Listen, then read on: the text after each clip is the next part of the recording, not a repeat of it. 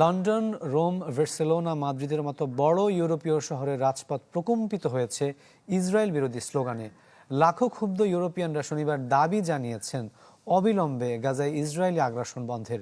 একই সাথে তারা নিন্দা জানান ত্রাণবাহী নৌবহরে বাধা অধিকার কর্মীদের গ্রেপ্তারেরও। এদিকে ফিলিস্তিনের সংহতিতে বিক্ষোভ মিছিল থেকে লন্ডনে প্রায় 500 জনকে গ্রেপ্তার করেছে পুলিশ। গাজা উপত্যকায় 2 বছর ধরে চলা ইসরায়েলের জাতিগত নিধনে ৬৭,০০০ ফিলিস্তিনির মৃত্যুর পর ইউরোপ জুড়ে ফুঁসে উঠেছে মানুষ। গাজায় ইসরায়েলের যুদ্ধবিরতি দাবিতে লাখো মানুষের পদযাত্রায় মুখর মহাদেশটির বড় শহরগুলো। মানবতার পক্ষে কণ্ঠ মিলিয়ে ইউরোপের রাস্তায় এখন একটাই slogan, stop the genocide, free Palestine. Spain, Italy, যুক্তরাজ্য, আয়ারল্যান্ড, পর্তুগাল সহ একাধিক দেশে হয়েছে বিক্ষোভ, প্ল্যাকার্ডে ছেয়েছে রাস্তাঘাট। স্পেনের দ্বিতীয় বৃহত্তম শহর বার্সেলোনায় শনিবার বিপুল সমাগমে বিক্ষোভে অংশ নেয় লাখো মানুষ। আয়োজকদের দাবি, শুধু বার্সেলোনাতেই অংশ নিয়েছে 3 লাখের বেশি মানুষ। পুলিশের হিসাবে সংখ্যাটা 70,000-এর কাছাকাছি। Gaza haunts me, stop the genocide আর হ্যান্ডস অব দ্য ফ্লোটিলা লেখা ব্যানার হাতে মানুষ হাঁটতে থাকে শহরের প্রধান সড়ক প্যাসেইক দে গ্রাসিয়ায়। পরিবারের সদস্য নিয়েও অনেকেই যোগ দেন এই শান্তিপূর্ণ সমাবেশে।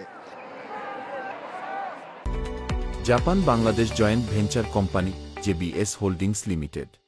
বিক্ষোভকারীদের অভিযোগ, নীরব থেকে ইসরায়েলের সাথে অপরাধী ইউরোপও। 1940-এর দশকে ইউরোপ যা দেখেছে, আজও সেই ইতিহাস আবার ঘটছে, আর আমরা চুপচাপ দেখছি। ইসরায়েল একা নয়, ইউরোপও এই নিপীড়নের ভাগিদার। রোমে 5ম দিনে গড়ালো বিক্ষোভ। 3টি ফিলিস্তিনি সংগঠন, স্থানীয় শ্রমিক ইউনিয়ন ও শিক্ষার্থীদের উদ্যোগে আয়োজিত এই মিছিল কলজিয়াম থেকে শুরু করে যায় সান জিওভানি পর্যন্ত। আয়োজকদের দাবি, এতে যোগ দেন অন্তত 10 লাখ মানুষ। যদিও একদিন আগেই সাধারণ ধর্মঘটে 20 লাখের বেশি জনসমাগম দেখে ইতালি, যা সাম্প্রতিক সময়ের সবচেয়ে বড় গণ আন্দোলন হিসেবে দেখা হচ্ছে। স্পেনের বার্সেলোনা, মাদ্রিদ, লিসবন ও অন্যান্য শহরেও হয়েছে একই দাবির মিছিল। তবে সরকারের রক্তচক্ষুতে ভয়াল রূপ নেয় যুক্তরাজ্যের সড়ক।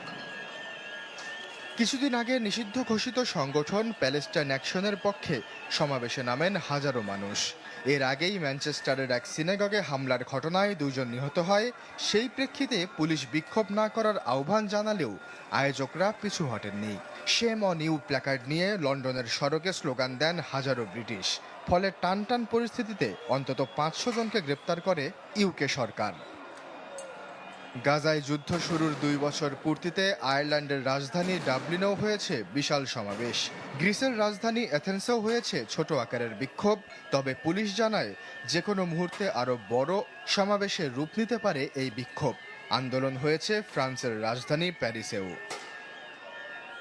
সামনের দিনগুলোতে আরও বিক্ষোভ কর্মসূচি আয়োজন ঘোষণা দিয়েছে ফিলিস্তিনের পাশে দাঁড়ানো সোচ্চার ইউরোপীয়রা।